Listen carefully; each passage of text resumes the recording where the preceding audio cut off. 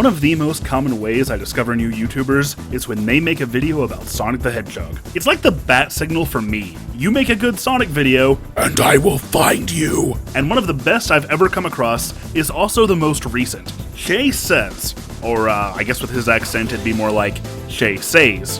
Hey, it rhymes! How could I not recommend this guy? Shay's current project is an incredibly insightful analysis of Sonic, and this thing is deep, covering every era, from the original series all the way up to the most recent titles. I don't necessarily agree with everything he says, but that's not the point.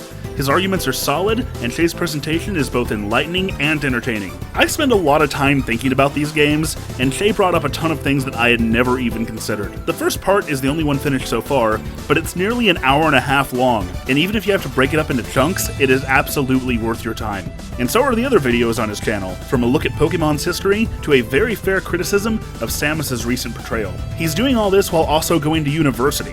I got a lot of respect for that because I'm not sure if I could have pulled that off. In spite of all of his effort making this quality content, Shay currently has 536 subscribers. I think he deserves a lot more, and hopefully you guys will too. And if you're still not convinced, here's a clip.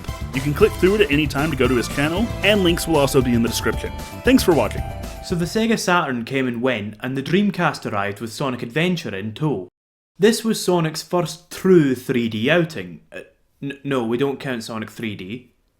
Nor do we count Sonic R, go and stand in the corner. There's this common phrase that Sonic doesn't work in 3D. I'd like to revise that to Sonic hasn't worked in 3D. I think that, by rights, the fluidity of Sonic ought to work better in 3D. The speed would be supplemented, as there would be no danger of hitting an obstacle that approached from off-screen at speed. It would also have the advantage of actually being able to appear fast. I think it's difficult to get the same sense of speed in 2D as you can in 3D.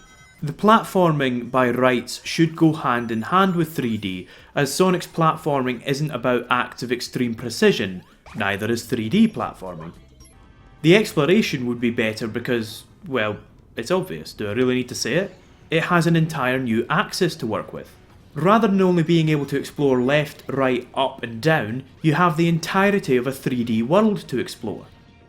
So, how does Sonic Adventure fall short in these elements?